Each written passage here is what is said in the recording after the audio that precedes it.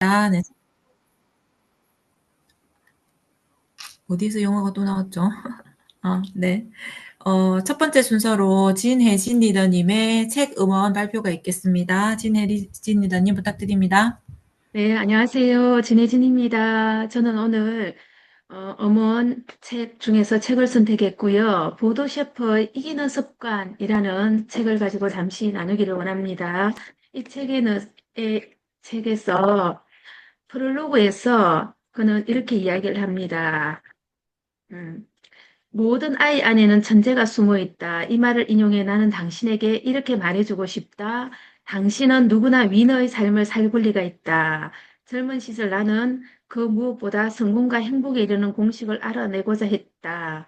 그로부터 몇십 년의 세월이 흐른 현재 마침내 나는 알아냈다. 성공과 행복을 보장하는 공식은 존재하지 않는다는 답을. 삶에는 너무나 많은 변수가 존재하기 때문이다. 그렇다. 삶은 매 순간 변화한다. 다만 수십 년 전의 청년 시절부터 작년에 이른 현재까지 변하지 않는 것이 하나 있다면 인생의 매 순간 끊임없이 힘겨운 상황들을 겪고 있다는 것이다. 그럴 때마다 나는 성공과 행복에 이르는 쉽고 빠른 길을 탐색하기보다는 다음의 간단한 질문을 던진다. 내가 나의 유일한 코치라면 지금 나에게 무엇이라고 조언할 것인가?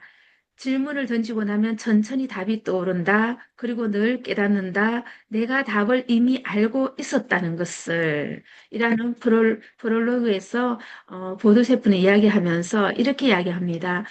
위너의 삶을 따르라는 것이 아니라 위너가 되라는 것이다. 당신이 어떤 사람인지 세상에 유감없이 보여주어라. 이 책이 지혜로운 동행이 되어줄 것이다. 라고 이야기했고요.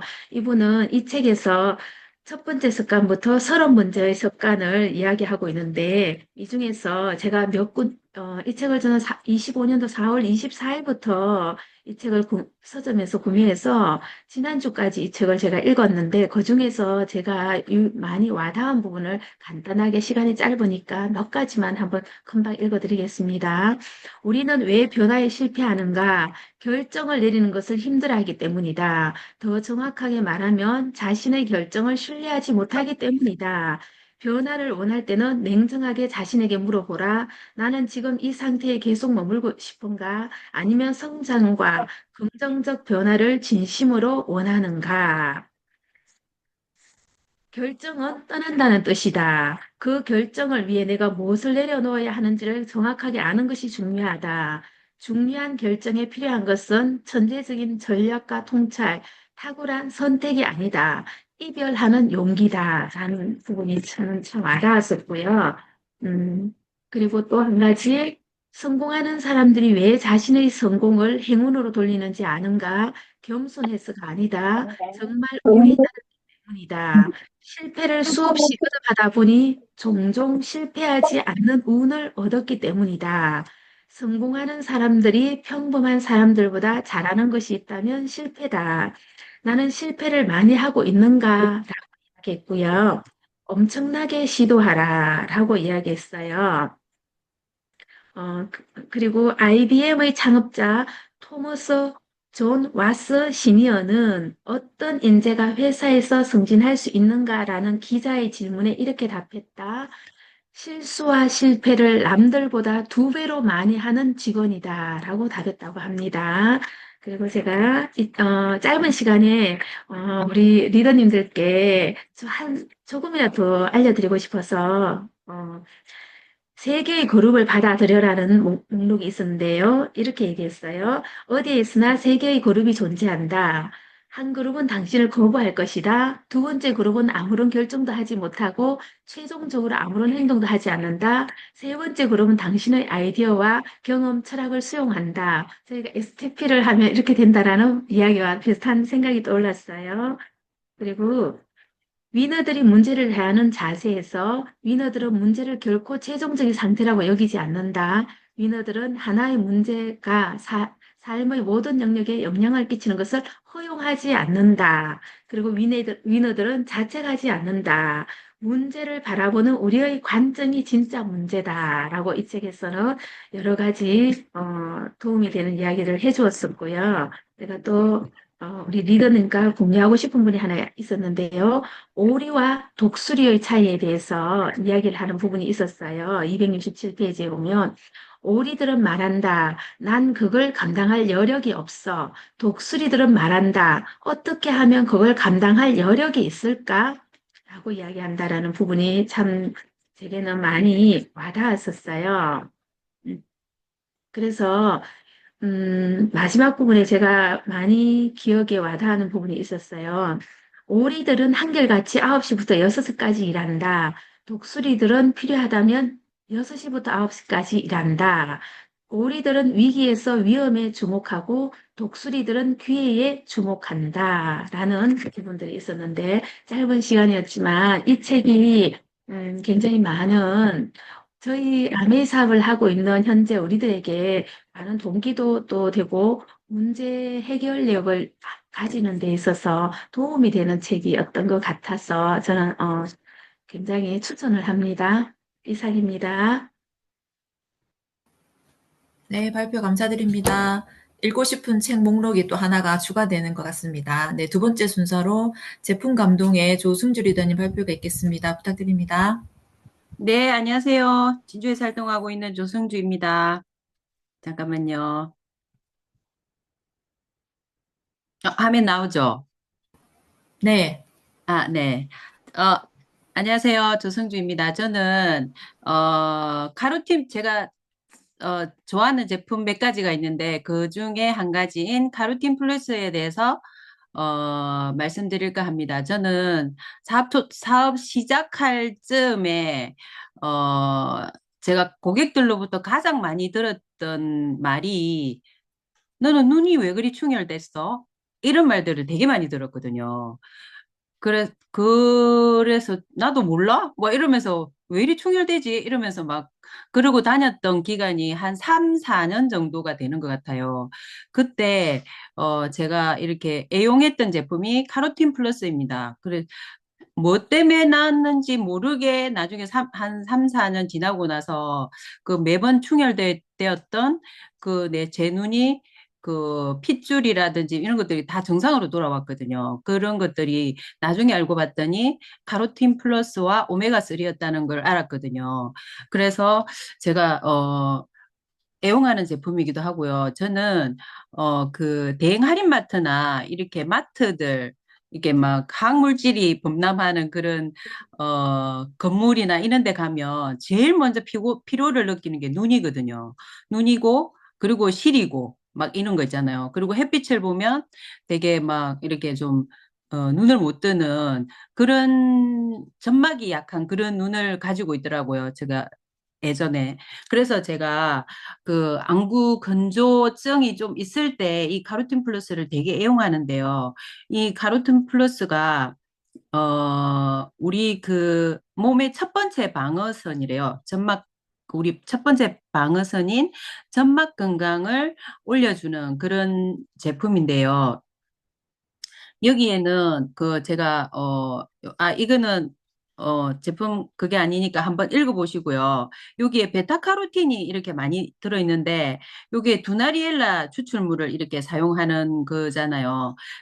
요거는 좀 이렇게 카로티노이드가 풍부한 식품은 당근, 시금치와 같은 이렇게 많이 들어있고 요 비타민 A가 상피세포, 피부, 점막 점액세포의 성장과 재생 유지를 시켜주는 그런 기능을 하는데 이 비타민 A가 카로티노이드 성분으로 들어있어서 전구체, 비타민 A의 전구체 성분으로 들어있어서 간에 저장되어 있다가 필요할 때마다 우리 몸에 이렇게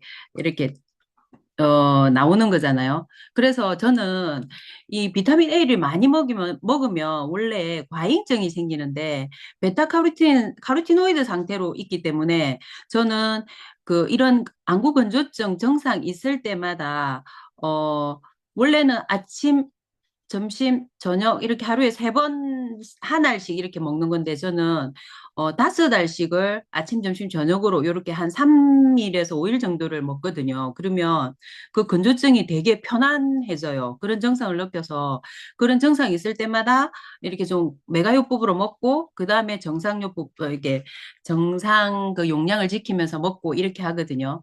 그러면 되게 좋아짐을 느껴요. 그리고 이번에 그 비전 헬스도 나왔잖아요. 그래서 제가 비전 헬스하고 비전 헬스에도 베타카로틴이 2mg이 들어있고 그리고 카로틴 플러스에는 1mg이 들어있거든요. 그러면 이 비전 헬스만 먹으면 되지 않나? 라고 생각했는데 어 이게 비전 헬스는 하루에 한 알 2mg을 먹어야 되고 카로틴 플러스는 1회 분량당 1mg이 들었으니까 아침, 점심, 저녁 세 정을 먹어야 되니까 3mg이거든요. 근데 아까 제가 이렇게 그 좀 안 좋을 때 제가 5정을 아침, 점심, 저녁으로 이렇게 먹으면 5mg씩 하루에 한 15mg을 이렇게 고용량으로 이렇게 먹는 거거든요. 그래서 이 비전 헬스는 눈에 초점을 할 때, 물론 요 안에, 비전 헬스 안에 카르틴 플러스에 들어있는 그런 것들이 다 들었더라고요. 들어있는데, 어, 이거는 또 하루에 한 알 이렇게 먹는 거니까 눈 건강을 주춤을 할 때는 비전 헬스를 먹고 그리고 피부나 점막을 이렇게 중점적으로 할 때 안 좋을 때는 그리고 안 좋을 때는 이 카로틴 플러스를 애용하면 되겠다 이런 생각이 들고요.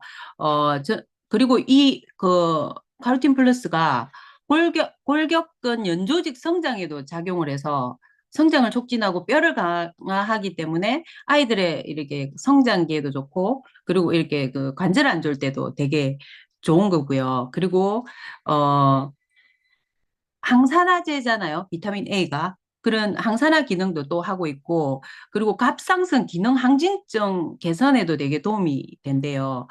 그런 거 참고하시면 좋을 것 같고, 제가 카로틴 플러스를 주변에 제가 이렇게 애용을 하면서 전달한 게, 제일 많이 전달한 게 안구건조증. 이때는 오메가3하고 같이 이렇게 전달을 하고요. 그리고 장기침이 많은 사람들 있잖아요. 목에서 기침을 할 때 그냥 장기침이 나오는 사람들한테 카로틴 플러스를 좀 추천하고 효과를 보는 그런 예가 있었고요. 기관지 안 좋을 때 하고, 그리고 공부를 해보니까 항반변성 시 저희가 루테인, 뭐 지아잔틴 뭐 이런 걸 넣는데 황반 자체의 건강을 할 때 요 카로티노이드가 좋아서 우리 비즈니스도 그래서 좀 있겠다 이런 생각을 들었고요.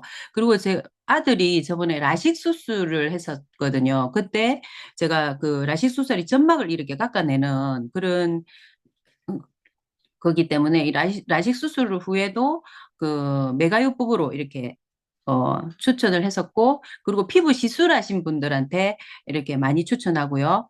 그리고 코로나 그 감염 때 회복할 때 좀 많이 먹었던 그런 기억이 있고요.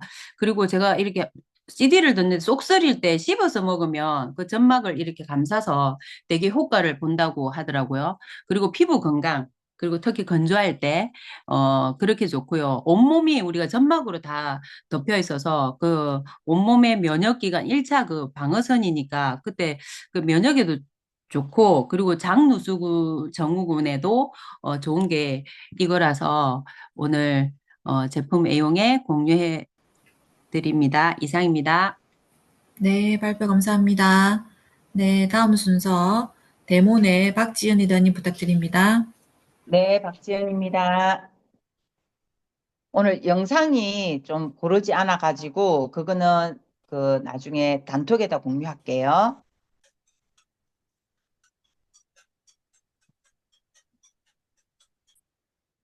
네, 오늘 섬유 표백제입니다.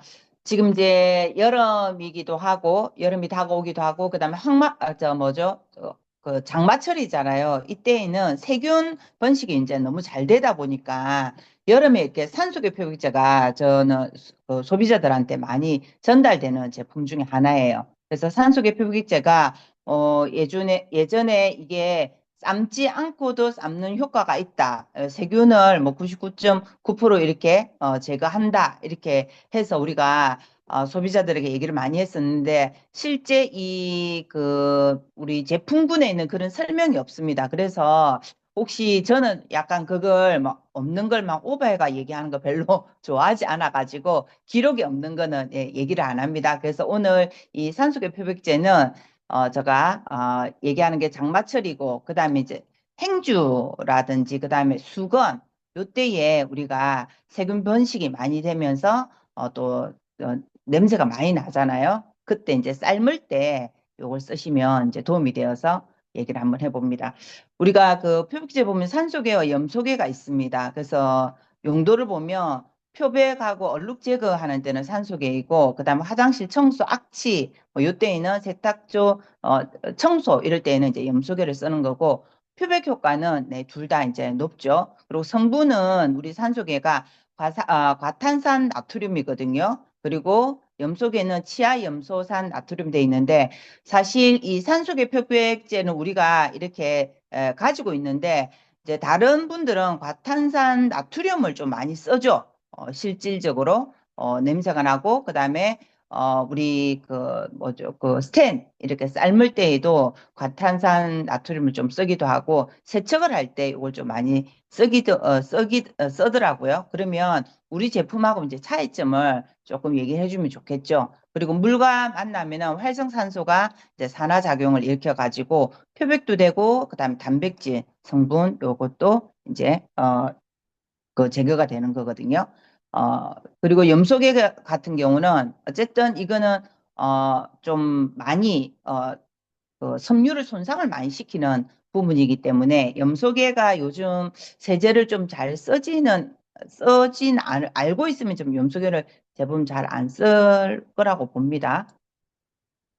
우리 제품이 아까 과탄산 그 제품하고 차이가 뭐냐 하면 이제 안정성에 관련돼 있는 건데요. 여기 이제 바이오 퀘스트 포뮬러라고 돼 있죠. 요거는 나중에 제가 챗GPT한테 물어봐서 제가 이렇게 또 한번 정립시킨 걸 안내할게요.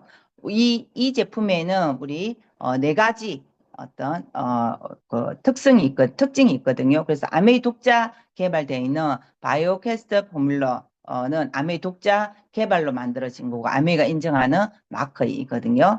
자, 그 다음에 두 번째가 강력한 세정력, 뛰어난 용해성. 예, 이거 사용해 보시면 다 이거에 대한 인증이 될 거라고 봅니다. 정말 이거 한번 삶아가지고 이렇게 세척해 보면 잔여물도 남지 않을 뿐더러 정말 깨끗하게 이거는 뭐 어떤 흰색이든 또 색깔이 있는 거든 상관없이 물에도 잘 녹고 잔유물도 없고, 헹굼력도 한 3번 정도 헹구면 네, 깨끗하게 또 되는 거거든요. 그리고 생분해성이 네, 있죠. 그래서 자연하고도 잘 이렇게 오염이 되지 않도록 하고, 피부과 테스트를 다 완료했기 때문에 우리 피부에도 이렇게 자극이 없는 제품이라고 보시면 됩니다. 그런데 고농축으로 이제 사용할 수 있는 거니까.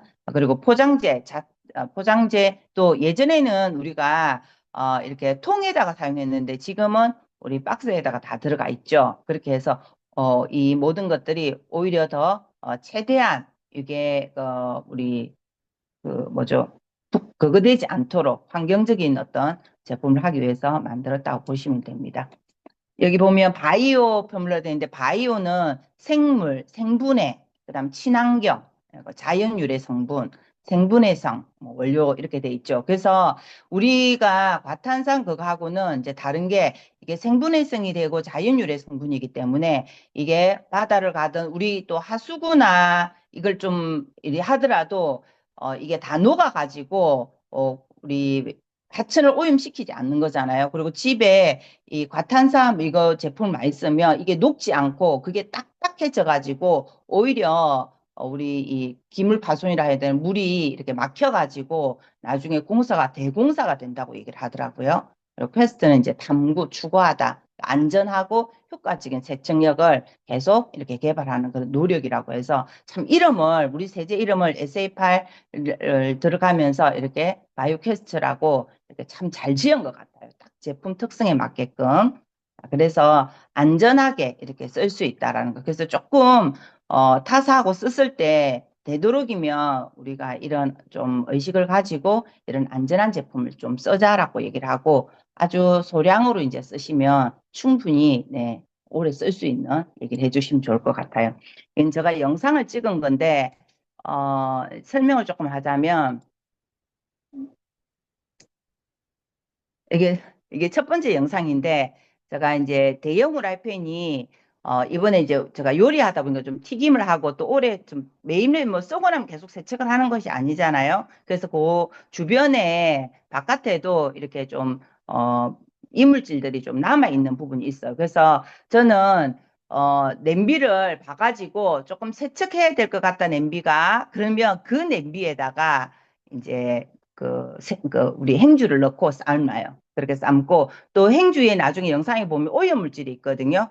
그 오염물질은 제가, 우리 퐁퐁, 여기다가 묻혀가지고, 그 다음에 물 넣고, 그 다음 우리 뚜껑에다가, 우리 세제 보면 스푼에 뭐 5mm, 10mm, 그다음 15mm, 그다음 20mm 이렇게 한쪽은 10, 20, 30 돼 있고 반대는 또 5, 15, 25 이렇게 돼 있거든요. 용량을 거기에다 딱 맞춰가지고 넣으면 되는 거예요. 그리고 우리 또 퀸 냄비에도 물 넣는 용량이 있잖아요. 그래서 부어가지고 그렇게 넣어서 이제 팍팍 삶아요. 그래서 삶다 보면 이제 이렇게 넘쳐가지고 그게 좀 넘칠 수 있도록 좀 넘치면 바깥까지도 세제의 그 물이 좀 깨끗하게 또 세척이 되고 지금 바닥이 우리 냄비 밑바닥에 좀 잔여 좀 좋지 않은 것들이 남아 있는데 그게 넘치면서 이렇게 지저분하게 흘러나왔던 거예요. 그래서 이거를 또 아주 깨끗이 닦으면 어, 이렇게 냄비까지도 깨끗이 세척이 되는 거예요. 제가 냄비도 세척하고, 그다음 행주도 삶고, 그다음 우리 인덕션도 깨끗이 닦아놔서 벌써 뭐 한 세 개의 일을 다 하는 거죠. 이렇게 해서 쓰는 겁니다. 그래서 지금 우리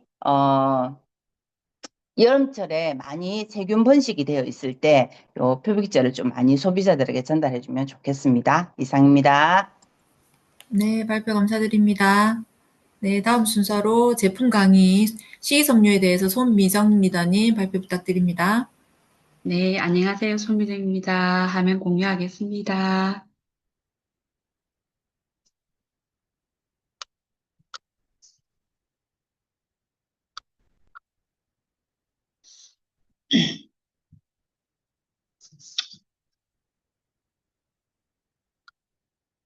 네, 뭐야? 공유가 나가버렸나요? 공유되었나요? 네, 되고 있습니다. 왜 내한테는 안 보이지? 잠깐만요. 네. 됐습니다. 네, 식이섬유에 대해서 오늘 제가 발표할 건데요. 제가 그냥 화면에 그 그림을 찾다 보니까 이게 나서 제가 일단 먼저 띄웠고요. 식이섬유의 비밀이라고 제목을 정했습니다. 네, 저희가 그 5대 영양소 하면 단백질, 탄수화물, 지방, 비타민, 미네랄이잖아요. 여기다가 우리가 식이섬유하고 물을 더해가지고 우리가 7대 영양소라고 이야기해요. 그만큼 식이섬유가 중요한 영양소로 지금 이야기하고 있는데요. 우리가 식이섬유 하면 원활한 배변 활동과 당분, 콜레스테롤 그리고 조절을 하고 그리고 유익균 증식 작용을 하면서 이런 다양한 기능을 하고 있습니다. 그러면 우리가 식이섬유란 무엇인가? 이게 탄수화물의 일종입니다. 이게 다당류라고 하는데요. 난소화성 다당류라고 합니다. 이게 난소화성 다당류가 이게 뭐냐면 이게 소화가 되지 않는 그러니까 인간의 소화 효소로 분해되지 않는 것을 이게 난소화성 다당류라고 하는데요. 이게 식이섬유에는 우리가 수용성 식이섬유와 불용성 식이섬유가 있잖아요.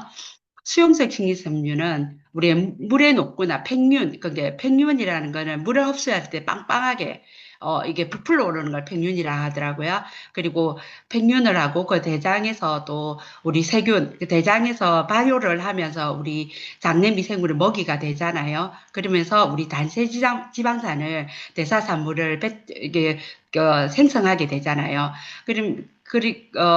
이게 단세지방산을 생성하고, 그리고 이게 수용성 식이섬유가 열량이 있대요.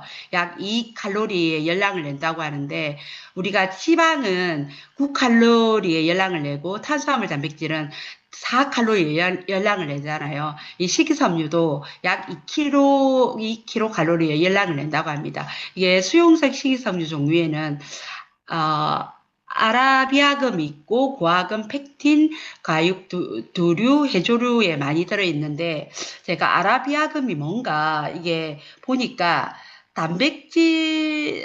단백질가로 다당류의 고분자 화물이라고 합니다. 그리고 구화근 같은 경우는 인도 요리에 많이 쓰이는 콩류 중에 하나라고 합니다.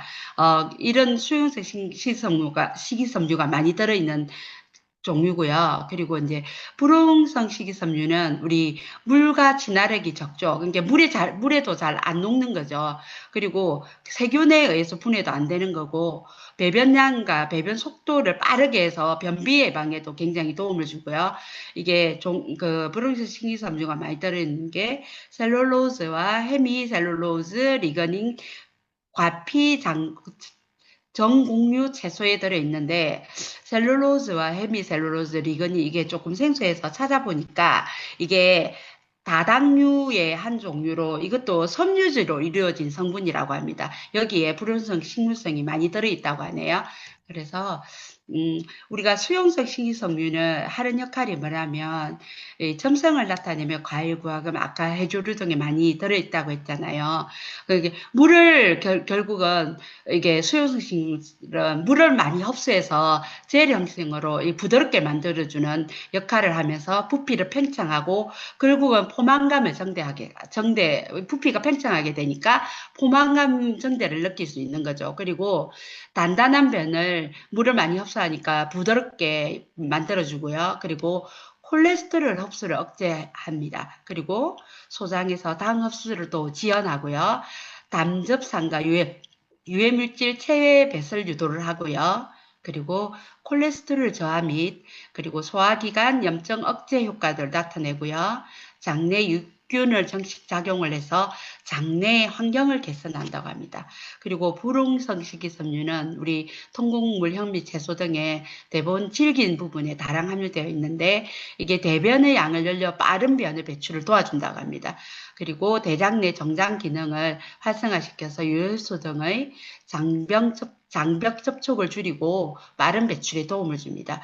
결국은 수용성, 불용성 식이섬유의 균형 있는 섭취가 중요한데요. 수용성이 3이면 불용성 식물섬은 1이 될 때, 3대 1이 될 때 최고 좋은 조합이라고 합니다. 그리고 국내 식생활 우리가 변화를 보면요. 이 식물성 식품 섭취가 굉장히 감소하고 있답니다. 특히 근래에는 더 심해졌죠. 보면 이게 자료가 좀 오래된 자료이긴 한데 이게 식이섬유 섭취량을 보면 굉장히 그래프가 낮아지고 있죠. 그리고 이게 식이섬유 섭취량이 낮아지니까 이 대장암의 사망률이 굉장히 올라가고 있는 그래프를 볼 수 있습니다. 결국은 이게 육류 섭취가 굉장히 많아졌다는 거죠. 그러면 이게 80년대 11.3kg에서 이 18년도에 53.7kg의 육류 섭취가 5배가 증가했다고 이렇게 그래프상에 이야기하는데 우리가 지금 2025년도에는 엄청나게 육류 섭취가 더 많아졌잖아요. 그러면 이 그래프가 더 급격하게 더 벌어졌다고 말씀드릴 수 있겠습니다. 결국은 이 식이섬유의 섭취량과 대장암 발생률 간에는 결국은 반비례 관계가 성립한다는 걸 이거 추이상으로도 이게 알 수 있는 상황이죠. 그러면 우리가 중년 이후에 제일 많이 발생하는 게 또 암 발생률이잖아요. 이게 암 예방을 위한 식사 지침인데요. 이게 식품안전처에서 이 신중년이도 50, 60대들의 맞춤형 식사관리 안내 지침서라고 합니다. 이게 2021년도에 나온 건데요. 결국은 암 예방이나 우리가 암을 결국 예방할 때는 여러 가지 영양소가 필요한데 특히 중요한 게 이 식물 영양소와 황산화 영양소, 우리 대부분 알고 있는 영양소죠. 이거 아까도 이야기한 식이섬유, 여러 가지 셀룰로스와 헤미셀룰로스, 리그닌, 펙틴 등 이런 식이섬유가 굉장히 중요하다고 이 지침서에 기록되어 있다고 합니다. 그리고 식생활 변화가 아까도 말씀드렸다시피 소화기관에 결국은 우리가 악영향을 주고 있는데 이게 대장암 발생에 관여한다고 말씀드렸잖아요. 우리가 식이섬유는 결국은 불용성과 수용성이 있는데 불용성은 소화되지 않는 채로 대장에 도착해서 변을 빠르게 배출하고 수용성은 수분을 합착해서 변을 부드럽게 해서 원활한 배변 활동을 돕는 게 우리 식이섬유의 주 역할이죠. 그러면 우리 식이섬유는 콜레스테롤도 조정한다. 여러 가지 기능을 하는데 우리 식이섬유가 첫 번째로 제가 콜레스테롤 조정에 대해서 좀 말씀드리고 싶은 게 우리 수경색 식이섬유는 수분을 이렇게 합착하고 부드럽게 젤 형성을 하잖아요. 그러면서 콜레스테롤을 합착 배출한다고 합니다. 이게 우리 90% 정도가 소장에서 흡수되어 재활용되는 이 담즙산인데요. 이 식이섬유가 담즙산을 결합해서 배출한다고 합니다. 이게 어떤 원리냐면 우리 담즙산은 장간 순환을 하잖아요. 이게 담즙산은 간에서 생성되지만 장으로 가서 대부분이 7, 80%가 거의 다시 재흡수를 합니다. 근데 이 장간 순환을 할 때 이 식이섬유가 이 담즙산을 들고 순환을 대부분 안 하게 배출을 하는 거죠. 식이섬유가 담즙산을 들고 배출을 해버리면 우리 장기는 또 담즙산이 필요하잖아요. 그러면 이 담즙산을 간에서 생성하게 됩니다. 이 간에서 생성할 때, 이 담즙산 생성의 원료가 되는 게 우리 콜레스테롤이거든요. 이 콜레스테롤을 또 담즙산이 흡수를 해야 되겠죠. 콜레스테롤이 담즙산을 만드는데 원료로 써야 되겠죠. 그러면서 이 콜레스테롤 수치가 현저히 떨어진다고 합니다. 결국은 또 지방 분해와 지방 소화 흡수를 낮추게 되면서 이 체내 콜레스테롤 원료의 담즙산 생성이 가능하면서 콜레스테롤 수치를 낮추게 된다는 원리를 이 콜레스테롤 조절에 관여한다고 합니다. 그리고 또 일부 식이섬유가 우리 대장으로 오잖아요. 대장에서 이거 짧은 사슬 지방산 우리 많이 들어봤죠. 우리 지금 마이크로바이옴 이야기하면서 단세 지방산 이게 생성을 하는데요. 이 단세 지방산이 생성을 하면서 이게 콜레스테롤 합성 효소를 억제를 하면서 이 콜레스테롤 수치를 또 조절하게 된다고 합니다. 그래서 이 식이섬유가 콜레스테롤을 결국 수치를 낮춰준다라고 합니다. 식이섬유는 또 체중 조절을 하고 당 흡수 조절에 관여를 하는데요.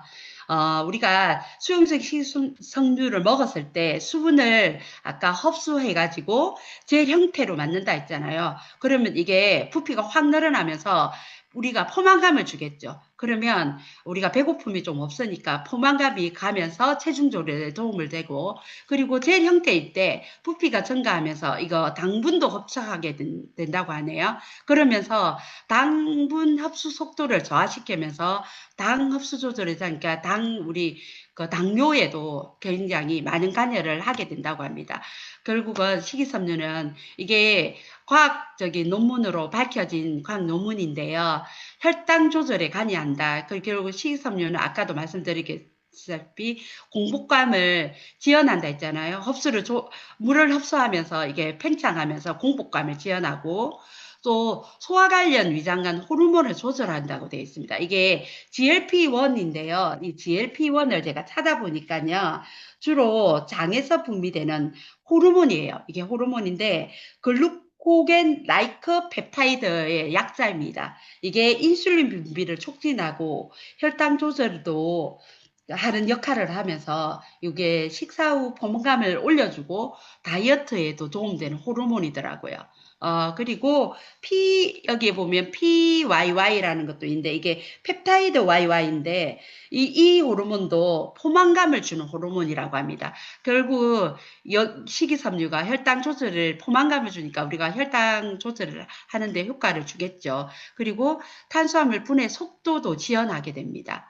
탄수화물이 우리 식이섬유 복합성 형성을 되고 있는데 효소의 비경제적 저해로 수분을 흡수하면서 젤 형태로 전부 다 포만감을 주게 되겠죠. 그리고 당분의 확산과 흡수를 지연하면서 결국은 이 모든 기전이 식후혈당을 조절하게 된답니다. 그리고 결국 식후혈당을 조절하니까 우리가 제2형인 당뇨, 우리 만성질환이고 대사질환의 이 두 명의 거의 세 명의 한 명꼴인가요? 거의 당뇨를 앓고 있는데 엄청 많더라고요. 이염을 감소하게 현연히 줄어들게 하는 거죠. 이 식이섬유 역할입니다.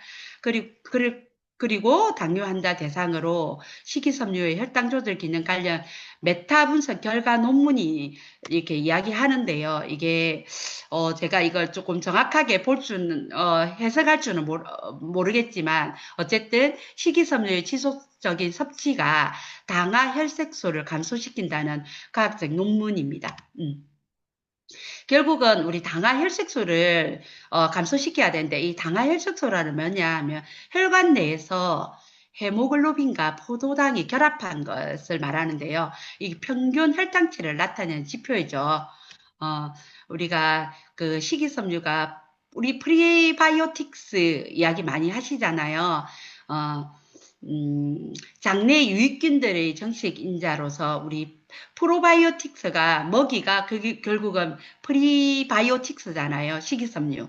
이 식이섬유를 충분히 섭취해야 되만 우리 장내에 좋은 균들이 비율이 높아진다. 결국은 우리 단세지방산 결국 프로바이오틱스 장내 유익균들이 식이섬유 프리바이오틱스를 먹고 뱉어내는 대사물질이 우리 중요한 그 단세지방산인 중요한 세 가지가 있잖아요. 그 중에 이 부티르산 우리 이야기 많이 했잖아요. 부티르산을 많이 정식하는 게 결국 이 식이섬유의 또 역할이라는 거예요. 그래서 우리 마이크로바이옴 할 때 지효셉 대표님이 그 식이섬유를 꼭 첨가해서 같이 먹어라. 결국은 이 식이섬유가 대사산물을 많이 좋은 유익한 대사산물을 많이 나오게 하는 원료이다라고 이야기를 우리도 계속 듣고 있습니다.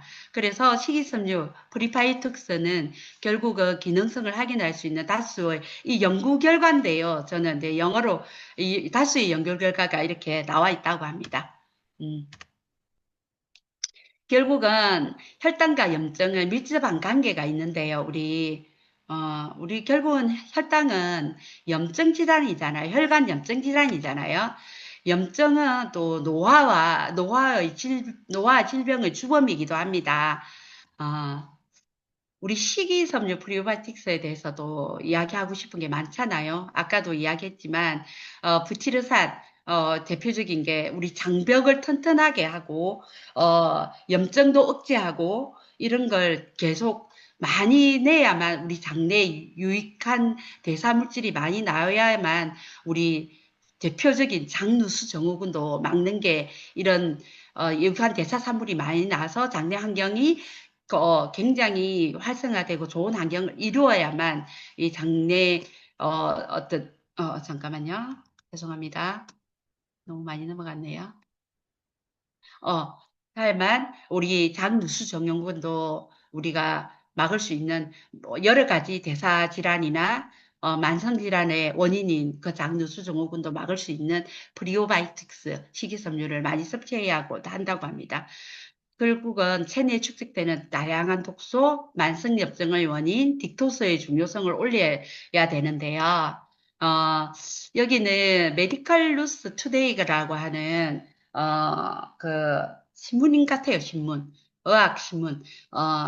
디톡스가 결국은 뭐 좋은 결과를 나타낼까 뭐 이런 이야기 같은데 이 보면 섬유질은 대변을 통해 독소 배출을 개선하는데 도움을 줄 수 있는 또 다른 중요한 영양소이고 섬유질은 장장벽 기능을 강화시킬 수 있으며 이것은 해독과 관련된 장기를 염증성 박테리아부터 보호하는 것도 도와줄 수 있다.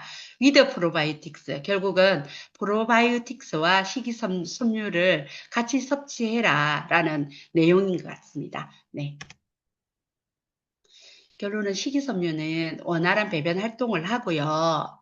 그 다음에 콜레스테롤이나 당분 조절도 하고 장내 유익균 정식을 우리 마이크로바이옴의 중요한 장내 유익균 정식을 하는 역할을 하는 게 우리 식이섬유입니다. 그러면 우리 여러 가지 뭐 콜레스테롤도 조정하고 당도 좋게 하고, 우리 장내 그 환경도 좋게 하는 이 식이섬유를 그러면 어떻게 섭취했을 때 제일 좋을까? 그럼 거꾸로 식사법을 하라고 합니다.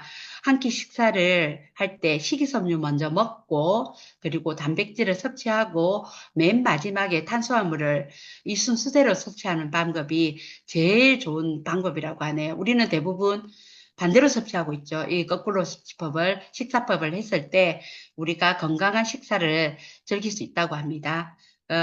거꾸로 식사법은 결국은 식사 속도를 늦춰주고요. 포만감을 올려서 풍부한 식이섬유와 혈당 상승을 억제하고 풍부한 식이섬유를 많이 섭취함으로써 혈당 상승을 억제하고 다이어트와 혈당 관리에 도움이 되는 식사법이라고 합니다. 결국은 식이섬유에는 수용성 식이섬유, 불용성 식이섬유가 있는데요. 우리가 기능은 아까 앞서 봤듯이 조금 다를 수 있지만 이 두 가지가 우리 건강에 굉장히 도움을 주는 역할을 하고 있다라고 생각하시면 되겠습니다. 그래서 우리 함께 식이섬유가 두 가지가 있죠. 화이브 피츠 플러스와 누트리 화이브 파우더가 있습니다. 두 가지가 있는데요. 화이브 피츠 플러스를 제가 제품 주요 특징을 한번 보면 육류나 이스트터 식품 섭취가 많아진 현대인의 건강을 위해 불용성, 수용성, 식이섬유의 균형 있는 섭취에 도움이 되고요. 이런 17가지 다양한 과일, 통곡물 등에서 얻은 불용성, 수용성, 식이섬유를 아까 이상적인 비율이 3대1이라 했잖아요. 우리가 딱 3대1의 환경 비율을 맞춰놨습니다. 하루에 13.4g을 제공하고 있고요. 그리고 식후 혈당 상승 억제에 도움을 줄 수 있는 귀리 식이섬유를 하루 6g을 더 제공하고 있습니다. 그리고 간편하고 맛있게 섭취할 수 있는 식이섬유 보충 제품입니다.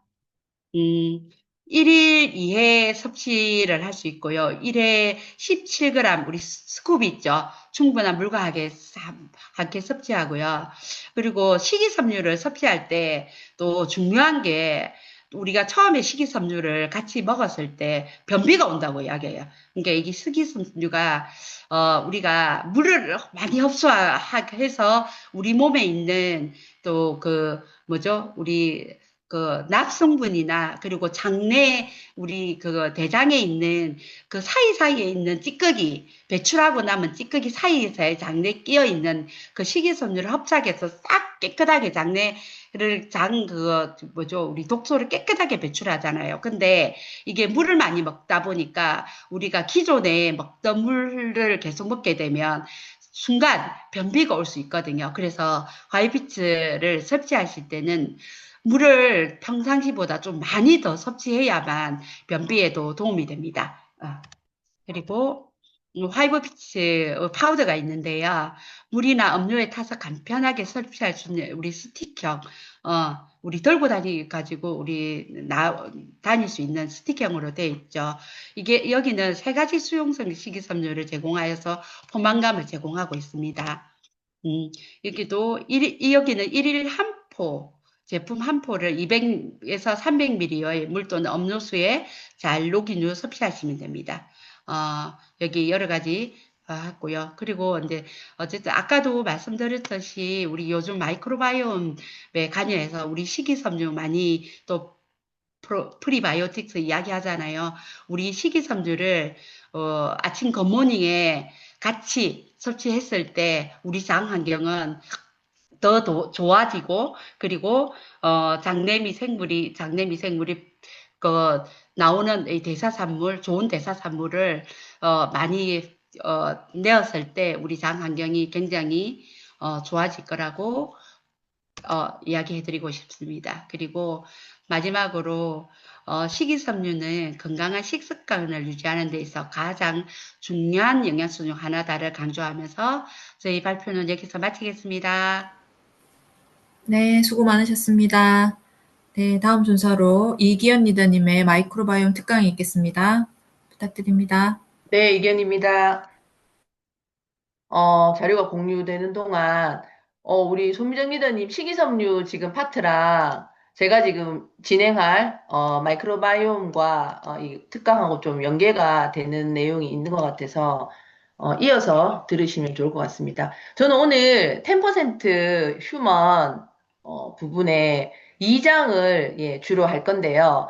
우리가 이 10% 인간 안에 우리 레포트에 보면 각자 마이크로바이옴, 뭐 체지방 관련, 뭐 그 뭐죠, 콜레스테롤 관련 항목들이 있잖아요. 근데 이 책 안에 사실 그 항목별로 파트가 나눠져 있어요. 그럼 제가 오늘 하는 거는 체지방 관련 미생물 파트라고 보시면 됩니다. 예, 그래서 요 10% 휴먼의 2장 모든 병은 장에서 시작된다 타이틀을 오늘 조금 제가 알려드릴 텐데 어, 요즘, 아까 제가 소미정 리더님 강의 들으면서 조금 놀랬던 게 요즘 위고비라고 해서 엄청 다이어트 시장에 돌풍을 일으키고 있는 주사 있어요. 요즘 뭐, 파니보틀? 그분이 뭐 그걸 맞아가지고 엄청 살을 많이 빼셨잖아요. 그래서 사실은 그게 아까 식이섬유의 효과 중에 GLP-1이라는 효과가 있어요. 그게 장에서 나오는 호르몬인데 우리가 음식을 먹으면 포만감을 느끼게 해주는 호르몬이 GLP-1이에요. 근데 그 위법이라는 성분이 GLP-1의 유사 물질이야. 그래서 그걸 먹고 그게 일주일에 한 번씩 맞는 거거든요. 요거 너무 자세하게 얘기하면 사실 약간 구매를 조금 촉구할 수 있는데 일주일에 한 번 그걸 맞으면 위가 늘 그득한 상태가 되는 거예요. 배가 안 고파. 그래서 요거는 식욕 억제 조절 능력이 안 되시는 초고도 비만이라든가 그 부분이 망가지신 분들이 도움을 받으시는 거라고 보시면 돼요. 그래서 예전에 오젬픽이라고 같은 제약회사에 나왔던 제품은 하루에 한 번씩 맞아야 되는데 이 위보비는 일주일이 가니까 너무 편하잖아요. 예. 그래서 일주일 동안 위장관에서 이렇게 그득하게 내가 뭔가를 먹었다라는 어떤 그 포만감 호르몬이 안 떨어지는 거예요. 그게 우리가 있는 이 식이섬유에도 그 성분이 있다라는 거죠. GLP. 우리가 만들어내는 호르몬이에요. 그거를 이제 인위적으로 맞는 건데 요 위고비는 다음 주에 제가 또 제품 강의가 있습니다. 그래서 제가 요 부분은 조금 더 자세하게 다음 주에 그래서 우리가 가지고 있는 이 솔루션이 너무 위대하다는 부분을 한번 다시 알려드릴 겁니다. 자, 우리 요거는 어쨌든 우리가 지금 마이크로바이옴 공부하면서 많이들 알고 계시는 부분이에요. 면역세포 60%가 장에 위치하고 있고, 장은 단순한 소화기관이 아니라 면역과 에너지 조절을 하는 중심이죠. 그리고 장내 미생물, 바이러스, 유전자, 이런 모든 것들이 다 아우러서 건강을 만들어내는 거거든요. 자, 거기에 정원솔세라는 얘기가 제일 앞에 나와요, 이 장에. 이게, 철새라서, 유럽에서 아프리카까지 6,500km의 비행을 이렇게 해요. 그러면 이 솔새는 아주 놀라운 메커니즘이 있는데, 이제 떠나기 전에 며칠 만에 체중을 2배 이상을 증가시켜요. 우리 사람으로 치면 하루에 7kg씩 막 증가를 시켜. 예. 그래서, 몸무게의 10% 이상을 하루 만에 증가를 시키는 거예요. 그리고 날 때는 뭘 못 먹잖아. 그걸 에너지를 비축을 하는 거죠. 그래서 몸을 완전히 뚱뚱하게 만들어가지고 비행을 하는데 아프리카에 도달할 때쯤 되면 그게 이제 살이 싹 빠져서 정상이 되는 거예요. 근데 평소보다 많이 먹긴 하지만 10% 이상 증가될 정도로 많이 먹진 않아. 근데 몸은 저절로 먹는 양에 비해서 더 많이 증가를 하는 거죠. 그리고 줄일 때도 사실은 그만큼 빨리 줄일 정도로 영양소를 적게 먹지 않아도 이게 싹 정상으로 돌아가는 거예요. 이게 과연 인풋 아웃풋의 결과로 계산기로 나오는 수치가 아닌 거죠. 그리고 더 신기한 거는 야생 솔새는 이제 비행을 해야 되니까 그런 메커니즘이 가동된다 치는데 똑같은 정원 솔새가 새장 속에 있는 솔새도 친구 솔새가 떠나는 메커니즘하고 똑같이 몸이 불었다가 줄어드는 거예요. 너무 신기하죠? 그러니까 이 친구가 뭐 기후변화를 읽고 뭐 주변에 있는 뭐 먹을 수 있는 어떤 그런 먹거리나 이런 부분이 영향을 전혀 받지 않는데도 동일하게 체중이 불었다가 주는 거예요. 그래서 이거는 칼로리 계산으로 설명되지 않는다. 여기에는 뭔가 비밀이 있다. 이게 정원철수의 미스테리인 거예요. 자, 그리고 두 번째는 니킬 두란다라는 사람이 비만 전문가예요.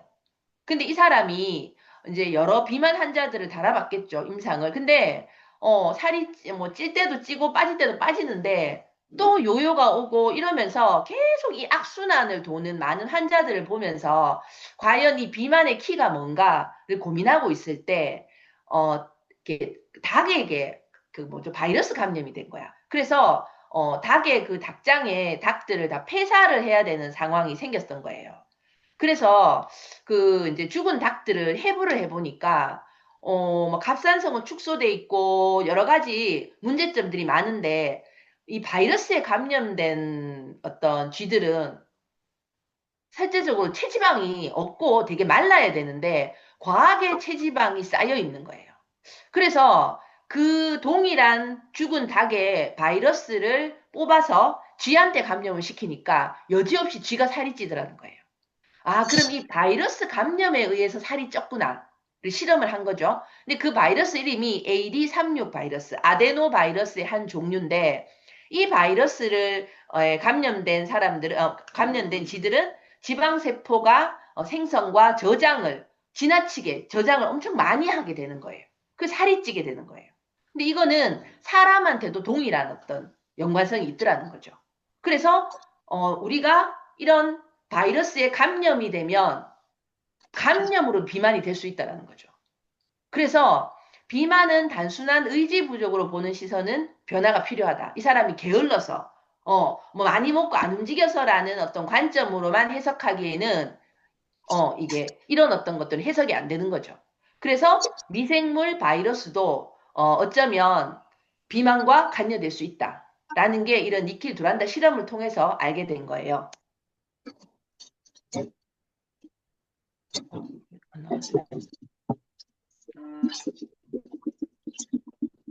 자, 그리고 티끌모아 태살이라는 거는 이제 우리 이 단어는 많이 들으셨죠? 비만균, 날씬균 이건 많이 들으셨잖아요. 근데 잠깐만요. 다시 한번 할게요. 오늘 잘못 눌러버렸습니다.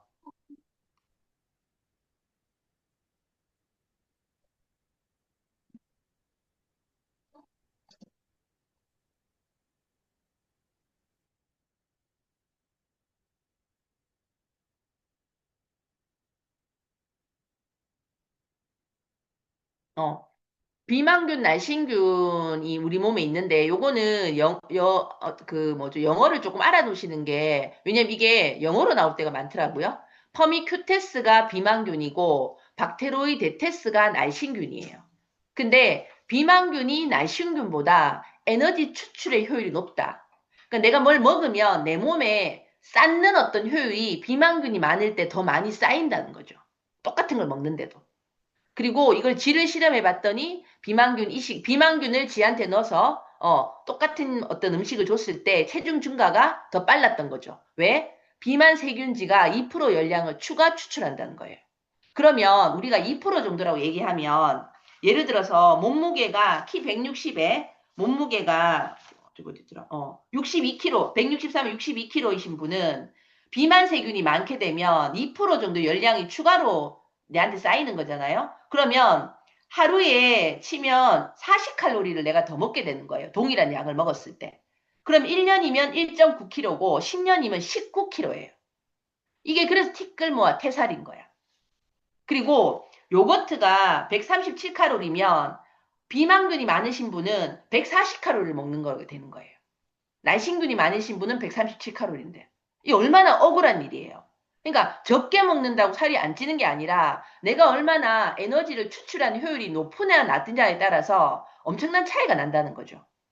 그래서 내 몸의 마이크로바이옴 변화만으로도 비만을 해결할 수 있다. 우리 레포트에 체지방 조절 관련 미생물이 낮음, 높음에 따라서 이런 어떤 차이가 날 수 있다는 거죠. 그래서 비만은 과식이나 운동량 부족에서 생기는 생활 습관병만은 아니라 신체의 에너지 저장 시스템의 기능 장애가 온 거죠. 이 기능 장애의 솔루션이 맞춤형 마이크로바이옴 마이랩 솔루션이에요. 그래서 내 레포트를 받고 내 몸에 비만균보다 박테로이데테스 날씬균의 비율을 높이시면 훨씬 더 다이어트의 효과를 누리실 수 있다는 거죠. 이게 근본적인 어떤 해결인 거예요. 자, 그리고 제가 조금 흥미로운 걸 하나 알려드리면 아까 바이러스에서 감염될 수 있다 했잖아요. 그래서 내가 여기 보시면 배우자가 가장 가까이 계시잖아요. 지금 뭐 이렇게 하연주 리더님도 지금 하연주 리더님 괜찮겠다. 배우자가 살이 찌면 내가 살이 찔 확률이 37%예요. 예. 그러니까 서로 간에 바이러스가 감염될 수 있는 거죠. 내 친한 친구가 살이 찌면 내가 살이 찔 확률이 171%야. 왜냐면 미생물 교환이 있을 수 있다는 거예요. 음식을 같이 나누고 화장실을 같이 쓰고 함으로써 이 미생물이 교환되면 아까 비만도 감염병이라고 얘기할 때 가까이 있는 사람이 그렇게 중요한 거예요. 우리가 정말 환경이 중요하다는데 이 다이어트, 비만도 이 환경에 절대적인 영향을 미친다. 그래서 조금 사람을 가려서 사귈 필요가 있겠다. 라는 생각이 제가 요 자료를 보면서 좀 들었습니다. 이 잘 안 넘어가는데요. 됐다. 자, 그 다음에 요거는 비만과 장내 세균에 관계할 때, 여기에 지금 소미정 리더님이 얘기하신 부분이 식이섬유 파트가 나오는데, 우리 이 장 그림이 있죠. 여기 보면, 아커만시아 뮤시니 필라 하나 적어 놓으세요. 노트 필기 하시는 분은. 아커만시아 뮤시니 필라가, 우리 몸에 있는 박테리아 이름이에요. 얘가 부족하면 장내벽에 점액질층이 얇아져요. 여기 지금 점액질을 좋아하는 균, 요게 아커만시아 뮤시니 필라야. 얘가 많으면요, 장내벽의 점액질층이 두꺼워져요. 얘가 두꺼우면 독소 침투가 적어요.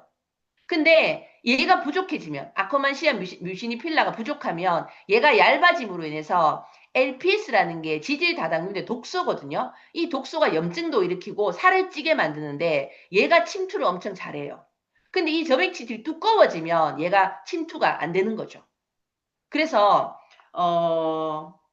마른 사람은 아커만시아 뮤시니 필라가 4% 정도 있어. 근데 비만인 사람은 저게 없어요. 독소 침투가 엄청 잘 되는 거죠. 그래서 비만인의 장내 환경은 LPS 수치, 독소 수치가 높게 나오고 염증 유발에 취약해요. 그리고 내가 고지방식 식단을 하면 아커만시아 레벨이 낮아지면서 비만이 되고 식물성 섬유질 식단을 하시게 되면 아커만시아 박테리아 수가 정상화가 돼요. 아까 식이섬유가 아주 굉장히 좋은 역할을 해주는 게 이 아커만시아 뮤시니 필라한테 절대적인 역할을 해줘요. 그래서 이걸 정상화시키는 솔루션이 맞춤형 마일의 식이섬유. 그 다음에 내가 요즘 뭘 먹는 거에 비해서 잘 붓고 컨디션이 안 좋고 살이 안 빠지고 살이 더 잘 찐다. 이럴 때는 나의 어떤 미생물 균총을 좀 밸런스를 아커만시아 뮤시니 필라가 많은 어떤 상태로 만드시기에는 단식이라든가 3일 디톡스라든가 이런 게 굉장히 도움이 돼요. 그러면 밸런스가 교환이 됩니다. 그래서 우리가 뭐 스위치온이라든가 아니면 바디키라든가 이런 것들의 프로그램 자체가 약간 이런 것들을 정상화시켜주는 프로그램이라고 보시면 돼요. 괜찮죠? 우리 어떤 솔루션들이. 자, 그 다음에 과민성 증후군. 예. IBS라고 하는데 우리가 이 용어가 좀 어렵긴 하지만 어떤 데는 IBS라고 나와. 그럼 우리가 헷갈리죠. 뭔지. 그래서 이런 건 조금 알아놓으시면 좋아요. 장내 마이크로 불균형과 관계가 있는 거죠. 예. 그래서 요런 거는 내가 항생제를 복용했다. 이럴 때는 IBS가 굉장히 악화가 되고 또 내가 항생제를 끊어도 사실은 이게 빨리 안 돌아와요. 지속이 되는 어떤 문제점이 있고요. 이 항생제가 내 몸에 들어왔다는 거는 우리가 아주 우거진 그런 어떤 숲, 우리 몸이 세균 숲이야, 미생물이. 그러면 전기톱이 들어와가지고 진짜 오래된 나무들을 다 절단내고, 그죠? 불도저가 밀어버리고, 그러면서 어디서 굴러온 잡초 씨가 이렇게 떨어져갖고 잡초로 완전히 이렇게 아도를 치는 그런 상황이라고 보시면 돼요. 이게 그래서 세균 숲의 붕괴, 디스바이오시스 상태가 이 불균형 상태인데 15, 65, 15, 15대 65, 15. 그러니까 유익균 15, 중간균 65, 유해균 65. 이렇게 되면 85대 15에 중간균은 유익균 쪽으로 붙잖아요. 그러면 85대 15의 어떤 상황을 만드시는 게 가장 균형감이 좋은 상태예요. 근데 이게 반대가 된다. 유해균이 85고 유익균이 15다. 이런 상태가 아까 항생제가 들어오거나 그 외에 어떤 엑스포저음에 문제가 생길 때 스트레스를 과하게 받는다던가 이런 상태가 되면 여기가 이제 불균형 완전 깨지는 거죠.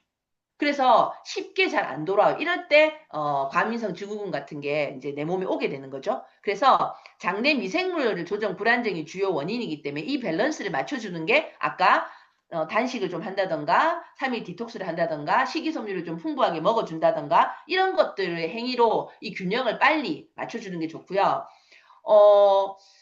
과민성 증후군이 있는데 어떤 장벽의 상태라든 이런 거는 괜찮아. 근데도 과민성 증후군은 우울증이 와요. 그럴 때는. 약간 정신적인 어떤 부분의 증상은 장벽 이런 거는 아주 괜찮아. 근데 과민성 증후군으로 설사를 반복한다던가 또 변비가 오시는 분도 있어요. 며칠째 변을 못 보시는 것도 과민성 증후군이에요. 이런 것들이 과민성 장증후군에 해당되는 건데 이런 것들이 우울증으로도 올 수 있다는 거죠. 자, 그래서 핵심 정리를 제가 해보면, 장은 면역 중심이자 에너지 조절의 핵심 기관이고, 박테리아의 구성 변화로 인해서 체중의 증가가 있고, 염증이 올라가고, 또, 똑같은 걸 먹었을 때 열량 흡수가 축척에 해당되는 어떤 영향을 받을 수 있고요. 장벽이 얇아지면 LPS, 독소가, 몸속으로 많이 침입이 되면서 염증 및 또 지방 축적이 일어난다. 그래서 그 염증 수치가 높은 거는 진짜 어떤 식으로든 해결을 보셔야 되고요.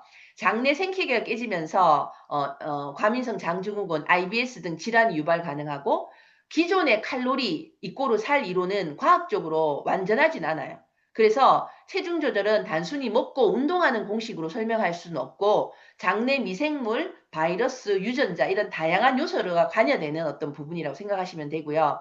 우리 몸은 10%는 인간이고 90%는 미생물이다. 미생물과 우리는 공생하고 있는 공생체다. 우리는 더 이상 혼자가 아니다. 그래서 우리를 조정하는 미생물을 이해하셔야 된다는 거죠. 그게 사실은 우리 마이랩, 마이크로바이옴이라는 어떤 프로그램이 우리에게 주는 어떤 혜택이고 그걸 사람들에게 공유하면서 다이어트든 면역이든 여러 가지 것들을 일단 기본적인 이 부분을 해결하시면서 가는 게 지금으로서는 가장 합리적인 어떤 솔루션이라는 게 예, 이 10% 인간에 나오는 부분이거든요. 그래서 제가 요 기전을 바탕으로 다음 주에 제가 제품 강의인데 지금 바디키가 진행 중이에요. 본사가 진행하는 4주 정도 지났어요. 하프타임이 지났는데 저도 어쨌든 마이랩을 하면서 사실은 이 바디키를 하는 게 처음인데 진짜 효과적이에요. 정말. 그래서 제가 다음 주에는 바디키 관련해가지고, 예, 요 부분을, 다이어트 부분을 한번 또 제품 강의로 다시 한번 또, 예, 여러분들 만나겠습니다. 이상입니다. 네, 발표 감사드립니다. 네, 다음 순서 공지사항 있겠습니다. 최보람 리더님 부탁드립니다. 네, 반갑습니다. 최보람입니다. 화면 공유하도록 하겠습니다. 네, 6월 4주차 우리 프로모션 및 공지사항 공유하도록 하겠습니다. 지금 진행되고 있는 남아있는 프로모션 참고하시면 될 것 같고요. 우리 이제 다음 달 온라인 비즈니스 아카데미 신청을 이제 다가오는 목요일까지 신청을 받고 있습니다. 우리 주요셉 대표님, 조혜 이사님 등등 지금 굵직굵직한 강의들이 많기 때문에 신청하셔서 소비자분들하고 함께 들어보셔도 좋을 것 같습니다. 그리고 우리 시스템 화요일 날 OM 오전 9시, 오전 10시, 오후 9시에 유튜브로 방영이 되고요. 제품 교육 이제 다가오는 금요일에는 본사에서 아티스트리 교육이 있겠습니다. 그리고 DBC 마지막 3주차 수료식이 있는 DBC 3주차가 각 지역별로 오프라인 진행될 예정입니다. 그리고 저희 우리 조혜낭 패밀리 고 SP 미팅이 5월, 6월 브론즈 파운데이션을 진행한 리더님들이 입가하셔서 7월 7일부터 줌으로 4주간 진행될 예정이고요. 우리 원데이 세미나 7월 6일 날 대구 ABC에서 2시부터 진행이 또 될 예정이기 때문에 미리 그 사전 일정 참고하시기 바랍니다. 이상입니다. 네, 감사드립니다. 네, 마지막 마무리 말씀 박지은 리더님 부탁드립니다. 네, 박지연입니다. 네, 오늘 우리 6월달 또 넷째 주 탱코아를 풍성하게 준비해 주신 리더님들 감사드립니다. 우리 지금 본사에서 저희 팀의 어떤 성장을 위해서 많이 또 도움을 주려고 또 이렇게 많이 애를 쓰고 있습니다. 7월 8월 달부터 7월이죠. 7월 8월부터 지금 탱코아 미팅의 주제들은 지금 여기까지 계속 준비를 해 갈 거고요. 데모는 우리가 5분 정도 진행을 하는데 한 몇 개월 동안 저희들이 대문을 쭉 했었습니다. 해서 반복되는 어떤 제품의 대문들이 있는지라 우리 7월부터는 이 대문 대신에 사업 설명 사례로 발표를 하겠습니다. 그래서 담당하시는 리더님들은 사업 설명을 우리가 마이크로바이옴 사업 설명을 진행을 하고 계시고 그 외에도 뭐 사업 설명 진행하며 그 중에서 잘된 사례가 어떤 부분이 있는지를 좀 이렇게 공유를 해주시면 팀에 큰 영향이 되거든요. 그래서 그렇게 준비해 주시면 좋을 것 같습니다. 그리고 준비 거기 올라오면 단톡에 공유가 되어지면 내가 언제쯤 준비해야 되는 건지. 그래서 실제 탱코와 미팅은 혼자서 공부해서 진행하는 것이 아니라 때로는 우리 초기 사업자들은 혼자서 공부해서 네, 이렇게 발표도 필요한 부분이고요. 그 다음에 기존 리더들은 현장에서 책을 읽은 걸 어떤 분하고 나누었는데 무엇이 도움이 되었는지 또 음원을 들었는데 그것이 현장의 소비자들하고 공유를 했을 때 무엇이 도움이 되었는지 뭐 이런 거 실제 결과에 대한 부분을 사례 발표를 하는 부분이거든요. 그래서 되도록이면 그렇게 현장에서 응용해가지고 좋았던 부분을 좀 많이 공유를 해주시면 좋겠습니다. 교육적인 부분은 저희들이 뭐 언제든지 본사에서 또 우리 초이스 이런 걸로 가지고 충분히 그거는 이제 교육이 되는 부분이거든요. 그래서 그런 것들이 되어지면 또 더 큰 팀에 많이 도움이 될 것 같습니다. 그리고 7월에는 저희들이 이제 둘째 주하고 8월에 본사에서 저희 팀에 저녁 이 탱코화 시간에 이렇게 좀 강의를 좀 해달라고 제가 말씀을 드렸습니다. 실제 오프라인에서 진행이 돼야 될 부분인데 저희들이 이제 직장인들도 좀 있고 이래서 모든 분들에게 좀 다 혜택을 좀 주면 좋겠다. 그래서 주말이긴 하지만은 이 저녁 시간대에 저희들이 9시에서 10시간 탱크와 미팅할 때 이렇게 깜짝 놀라더라고요. 본사 직원이 이렇게 그래 놀라시는데 저희 팀이 그만큼 열심히 하고 있는 부분을 또 이렇게 감동받으셨거든요. 그래서 7월에는 저희들이 그 목표 설정 워크숍을 우리 송금보 컨설턴트님이 오셔서 이 지금 워크숍을 어떻게 할 것이고 목표 설정을 하는 워크숍을 할 거고 실제 사례 그러면 나의 그 목표 설정하는 부분은 제가 이제 종이를 좀 받아서 제가 택배를 받아가지고 각 팀에 좀 나눠지면 팀에서 한번 진행을 하겠습니다라고 얘기를 했거든요. 한 보통 3시간 정도 하는 워크숍이래요. 근데 우리가 그렇게는 할 수 없으니 그거는 이제 저희들이 실제 팀에서 나와서 한번 해보겠습니다라고 해서 진행을 할 거고요. 그다음 8월에는 내 인생의 전성기 오늘부터 해가지고 이창원 팀장님께서 또 이렇게 강의를 해 주실 겁니다.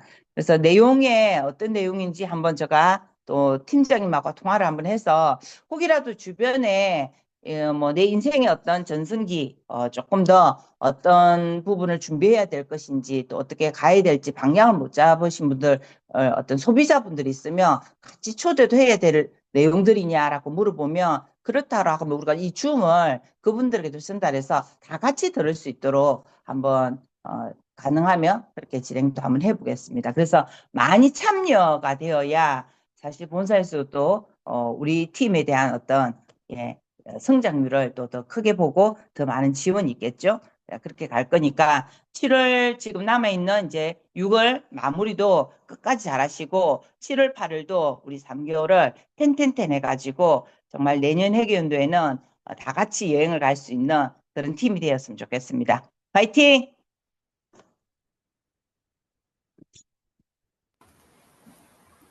수고하셨습니다. 사진 찍겠습니다. 이견수 본사님 찍으시는 거죠? 네, 화면을 좀 다들 켜주세요. 네. 하나, 둘, 셋. 네, 됐습니다. 수고하셨습니다. 수고하셨습니다. 수고하셨습니다.